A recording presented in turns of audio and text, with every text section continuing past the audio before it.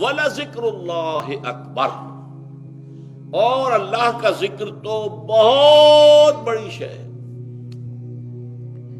اب یہاں غور کرنا ہوگا ذکر کسے کہتے ہیں۔ ہمارے ہاں ایک بہت بڑی غلطی کیا ہے، ذریعہ ذکر کو ہم نے ذکر سمجھ لیا ہے۔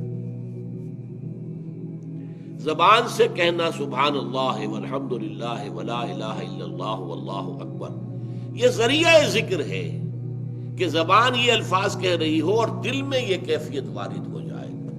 ذکر کے معنی کیا ہے؟ استحضار اللہ فی القلب۔ یہ میں نے مباحث جو ہے سورہ آل عمران کے آخری رکوع کے درس میں، کہ جو ہمارے اس منتخب نصاب کے دوسرے حصے کا دوسرا درس تھا، ذکر اور فکر۔ فکر کیا ہے، ذکر کیا ہے؟ ذکر ہے استحضار اللہ فی القلب، اللہ کو اپنے دل میں مستحضر کر لینا، موجود کر لینا۔ اور فکر کیا ہے؟ استحضار المعرفتین لحصول المعرفت الاخری، دو حقیقتوں کو جوڑنا تاکہ تیسری حقیقت برآمد ہو جائے۔ منطق کیا ہے؟ الف برابر ہے جیم کے، الف برابر ہے بے کے، بے برابر ہے جیم کے، لہذا الف برابر ہے جیم کے۔ یہ تیسری حقیقت سامنے آ گئی۔ دو پریمیسز کہلاتے ہیں، صغرا کبرا۔ الف برابر ہے بے، بے برابر ہے جیم، یہ دو صغرا کبرا۔ نتیجہ کیا نکلا؟ الف برابر ہے جیم۔ یہ فکر ہے، گتھیاں سلجھانا، جوڑنا، حقائق کو جوڑ کر نتیجے نکالنا۔ آپ نے دیکھا ہے دھواں، کہہ دیا آگ لگی ہوئی ہے۔ بھائی آگ تو تم نے نہیں دیکھی۔ نہیں بھائی، میرا مشاہدہ یہ رہا ہے کہ دھواں وہی ہوتا ہے جہاں آگ ہوتی ہے۔ تو اگرچہ میں اب آگ تو نہیں دیکھ رہا، لیکن میری میموری میں، میرا کمپیوٹر جو ہے اس کی میموری میں یہ بات موجود ہے کہ دھواں وہی ہوتا ہے جہاں آگ ہوتی ہے۔ تو دھواں ہے تو آگ ہے۔ تو یہ منطق کی مختلف قسمیں ہیں۔ منطق کے ذریعے سے کسی حقیقت کو پہچاننا یہ فکر ہے، اور اللہ کو دل میں لے آنا اور اس کے ذریعے سے، روح کے ذریعے سے علم کا حصول، یہ ذکر ہے۔ اب اس ذکر کے ذرائع کیا ہیں؟ سب سے بڑا ذکر وہ ہے جس کا ذکر سب سے پہلے آیا، اتل ما اوحی الیک من الکتاب۔ اس کو قرآن کہتا ہے الذکر، دی ریمائنڈنگ، الذکر، انا نحن نزلنا الذکر انا لہ لحافظون۔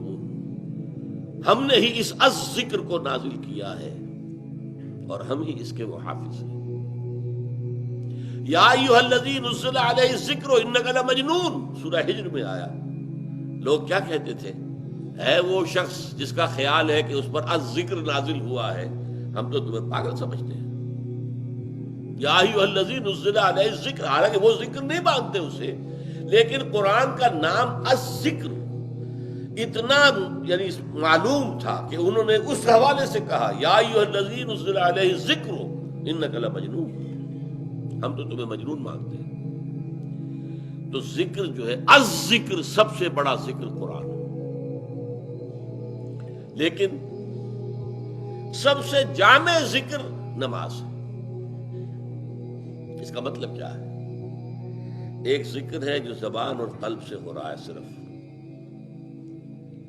ایک ذکر ہے جس میں آپ کا پورا جسم ہے، آپ کھڑے ہیں ہاتھ باندھ کر جھکاؤ کے ساتھ، قنوت ہو رہا ہے، آپ کا پورا وجود جو ہے وہ ذکر کر رہا ہے اس وقت۔ صرف آپ سورہ فاتحہ جو پڑھ رہے ہیں وہی ذکر نہیں ہے، آپ کا جسم جو ہے وہ جس حیثیت میں کھڑا ہے اس وقت، جسے قنوت کہتے ہیں، ادب کے ساتھ کھڑے ہونا، ایک جھکاؤ کسی کیفیت ہونا، یہ بھی تو آپ کے پورے وجود سے ذکر ہو رہا ہے۔ پھر آپ رکوع میں گئے ہیں، یہ ذکر ہے، آپ نے اللہ کی عظمت کا اقرار کیا ہے، آپ نے اپنی انانیت اور خودی کو اللہ کے سامنے جھکا دیا ہے، یہ بالفعل ذکر ہے۔ اور پھر جب آپ سجدے میں گئے، آپ نے اپنے پورے وجود کو اللہ کے سامنے جھکا دیا، پیشانی جو انسان کی عزت کا سب سے بڑا مقام ہے، سب سے اونچا، خاک میں رکھ دیا ہے یا اللہ کے قدموں پر رکھ دیا ہے۔ اپنی خودی کی نفی، اپنی انانیت کی نفی، یہ ساری، اسی لیے کیا کہا گیا ہے، اقرب ما یکون العبد الی اللہ فی السجود، انسان اللہ سے قریب ترین جو ہوتا ہے وہ سجدے کی حالت میں ہوتا ہے۔ کیوں؟ ہمیں اللہ سے دور کرنے والی شے ہماری انانیت، میری مرضی، میری عقل، میری سوچ، میرے مفادات، میری ملکیت، یہ میں جو ہے یہی تو سب سے بڑا بت ہے۔ اپنے ہی حسن کا دیوانہ بنا پھرتا ہوں، اپنے وجود کا ہی تو سب سے بڑا دیوانہ ہم ہے، اپنی ہستی، اپنی انانیت۔ اب تکبر کو اسی لیے کہا گیا سب سے بڑا گناہ، ناقابل معافی گناہ تکبر ہے۔ لن يدخل الجنہ من کان فی قلبہ مثقال ذرۃ من کبر، جس شخص کے دل میں تکبر رائی کے دانے کے برابر بھی ہوگا وہ بھی جنت میں کبھی داخل نہیں ہو سکے۔ ہم نے اس تکبر کی نفی مطلق کر دی، اللہ کے قدموں میں، اللہ کی زمین پر پیشانی رکھ دی۔ تو یہ وجود کا ذکر ہے۔ تو ہم گویا کہ جب نماز پڑھتے اس میں قرآن بھی پڑھتے، اس میں اللہ اکبر ہے، اس میں ہم سورہ فاتحہ ہے جو خود اپنی جگہ مکمل قرآن ہے۔ وَلَقَدْ آتَيْنَاكَ سَبْعًا مِّنَ الْمَثَانِي وَالْقُرْآنِ الْعَظِيمِ، ہم نے آپ کو 7 آیتیں ایسی دی ہیں جو دہرائی جاتی ہیں ہر رکعت میں، ہر رکعت میں، ہر رکعت میں، بہت بڑی تعداد میں ہم کہتے ہیں سب سے بڑا ذکر ہے۔ لیکن جامع ذکر جو ہے وہ ہے نماز۔ نمبر 3 ایک ذکر کی اور کیٹیگری ہے، اور یہ ہے دائمی ذکر۔ دائمی ذکر کے لیے جیسے قرآن کہتا ہے الذین یذکرون اللہ قیاما وقعودا وعلی جنوبہم، کھڑے ہوئے، بیٹھے ہوئے، لیٹے ہوئے ذکر کرتے ہیں۔ یہ ذکر کون سا ہے؟ اگر تو آپ ہر حال میں ذکر کریں گے تو کام کون سا کریں گے پھر؟ نہیں، دنیا کا کام بھی کرو، ذکر بھی کرو۔ سونے لیٹے ہو اللہ کا ذکر کرو، دعا وہ مانگو جو مسنون حضور مانگتے تھے۔ دعا مسنون ہے، اللہ سے مانگ رہے ہو، اللہ سے تعلق جڑ گیا، اور وہ مسنون الفاظ ہیں حضور کے ہیں، حضور سے تعلق جڑ گیا۔ ایک تیر میں 2 شکار۔ صبح اٹھے ہیں تو فوراً وہی دعا الحمدللہ الذی احیانی بعد ما اماتنی والیہ النشور۔ پھر آپ جانے لگے ہیں بیت الخلاء میں، دعا مانگیے اللہم انی اعوذ بک من الخبث والخبائث۔ باہر نکل رہے پھر دعا مانگیے الحمدللہ الذی اذھب عنی الاذی وعافانی، اللہ کا شکر ہے اذیت بخش چیزیں اس نے مجھ سے دور کر دی۔ یہی فضلات جو ہے، پیشاب بند ہو جائے تو آپ کی جان پر بن جائے گی، اگر آپ کو قضاء حاجت نہیں ہو رہی جان پر بن جائے گی۔ لیکن یہ الحمدللہ الذی اذھب عنی الاذی، یہ اذیت بخش چیزیں مجھ سے دور کر دی ہیں، مجھے عافیت بخشی ہے، اس کا شکر ہے۔ ہر کام کرتے ہوئے دنیا کا کوئی نہ کوئی مسنون دعا ہو۔ شیشہ دیکھیے، آئینہ، دعا ہے۔ کپڑے بدل رہے، دعا ہے۔ گھر سے نکلے، دعا ہے۔ بازار میں داخل ہو رہے، دعا ہے۔ بازار سے واپس آئے، دعا ہے۔ گھر میں پھر داخل ہوئے، دعا ہے۔ مسجد میں داخل ہوئے، دعا ہے۔ مسجد میں تو جو کچھ بھی وقت گزرے گا دعا ہی دعا ہے۔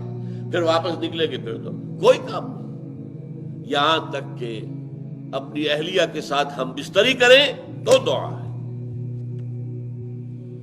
یہ ہے دوام ذکر کی جو مسنون ترین شکل ہے۔ چوتھی کیٹیگری ایک اور بھی ہے، اور وہ یہ ہے کہ کوئی جیسے کہ سائیکالوجسٹ ہوتے ہیں، وہ میرا تجزیہ کریں، میری سوچ میں کہاں کجی ہے جس کی وجہ سے میں کنٹراڈکشنز کا شکار ہو گیا ہوں، وہ اصلاح کریں میری سوچ کی۔ اسی طرح کوئی ماہر امراض قلب، ماہر امراض نفس، وہ دیکھے آپ میں اس میں مال کی محبت زیادہ ہے، لہذا وہ آپ کو ایسی آیات بتائے جن سے کہ مال کی محبت کا وہ اس کا ورد کیا کرو بھائی، اس کا ورد کیا کرو، جاؤ اس آیت کو پکاؤ، یہ مولانا احمد علی رحمۃ اللہ علیہ کہا کر پکاؤ اس کو، جا کر پڑھتے رہو پڑھتے رہو۔ تو یہ پی پی کال ہوگی، پرسن ٹو پرسن ڈفر کرے گی، کسی میں شہوت کا زور زیادہ ہے، کسی میں کچھ اور ہے، کسی میں شہرت کی طلب زیادہ ہے، تو ان کو ان کے مناسب حال دوا تجویز کرنا قرآن سے، قرآن کی آیات سے، کہ جس کا مراقبہ کریں، تکرار کرتے رہے تو اس مرض کا علاج ہو جائے۔ یہ چوتھی شکل ہے۔ واللہ یعلم ما تصنعون، اور آیت کا آخری ٹکڑا کیا ہے؟ جو کچھ تم کر رہے ہو اللہ اس سے واقف ہے۔ بارک اللہ۔